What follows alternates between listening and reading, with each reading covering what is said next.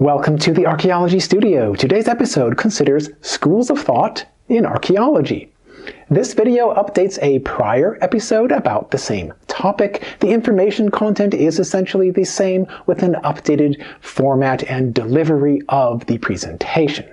By the end of this episode, you will be prepared to discuss different schools of thought and to describe them in terms of their goals, their research questions, and their ability to link theory, method, and technique in archaeology.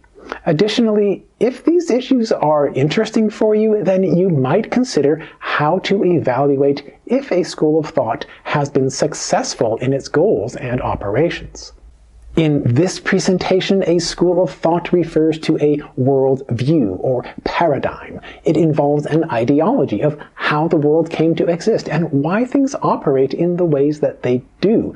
Within the field of archaeology, a school of thought must concentrate on the issues related with the material archaeological record of the human past.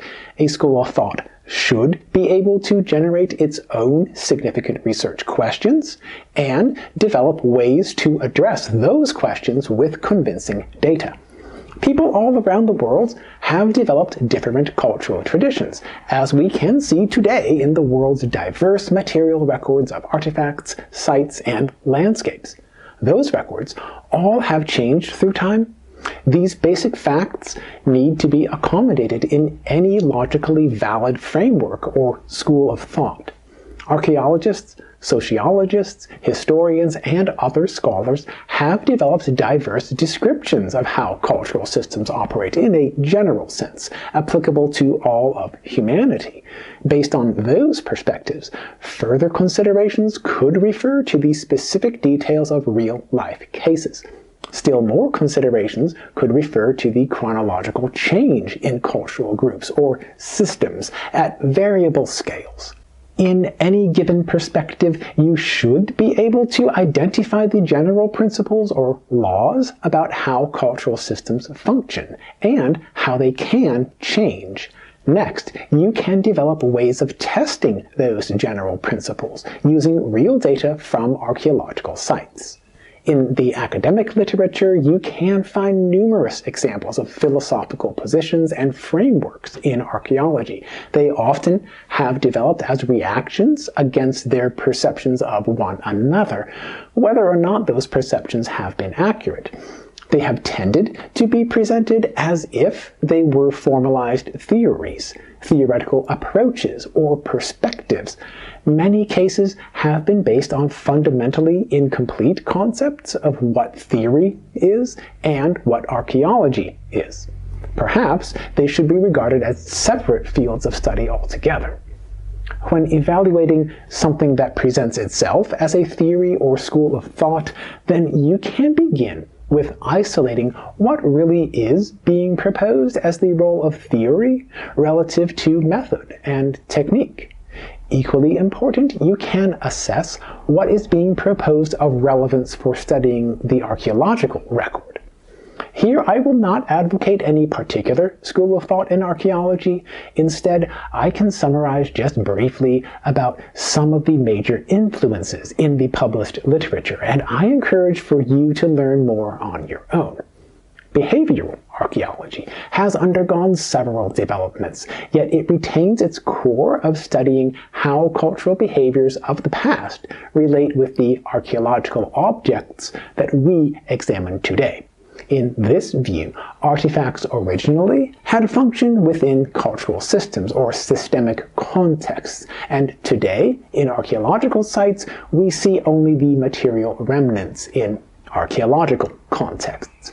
A large part of this approach in practice involves learning how materials have transformed through time from their systemic context into their archaeological context. The primary goal, however, is to learn about the past cultural behaviors that are related with these sites and artifacts. Evolutionary paradigms consistently have been important in archaeology, yet remarkably divergent interpretations have been proposed.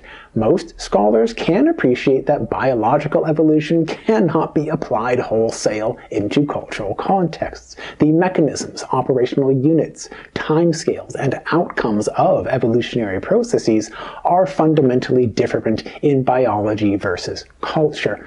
Oddly enough, though, these points have been portrayed in radically conflicting descriptions of how evolution works and explanations of why it operates in the first place.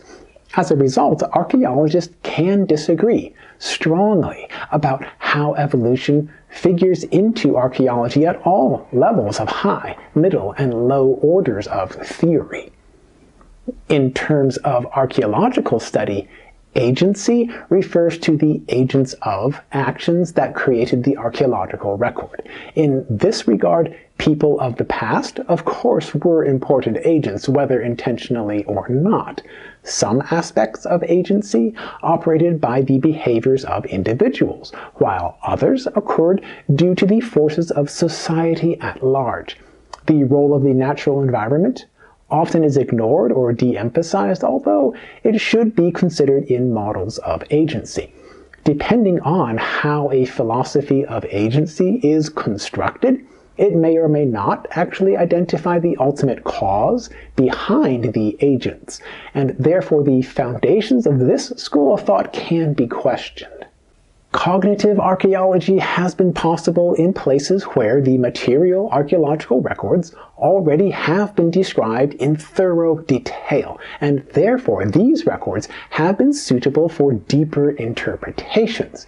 The goal in these cases has been to interpret the cognitive functions and subjective contexts of the people who had created the archaeological materials. Toward this goal, cognitive archaeologists have developed frameworks about how the human mind operates, based largely on studies of psychology and symbology, and then these frameworks are applied to interpret archaeological artifacts, sites, and landscapes. Regarding landscapes in archaeology, numerous definitions and nuances have been proposed about the places that people have inhabited through time. Landscapes could be perceived as both natural and social environments.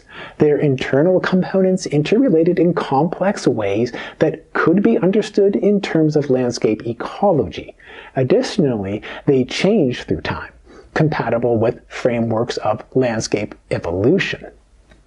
In every school of thought in archaeology, you could find variable interpretations of even the most basic terminology and definitions. The interpretations become more complicated when they are implicit rather than explicit in the academic literature. In this regard, the professional literature needs clarity of writing and of editing.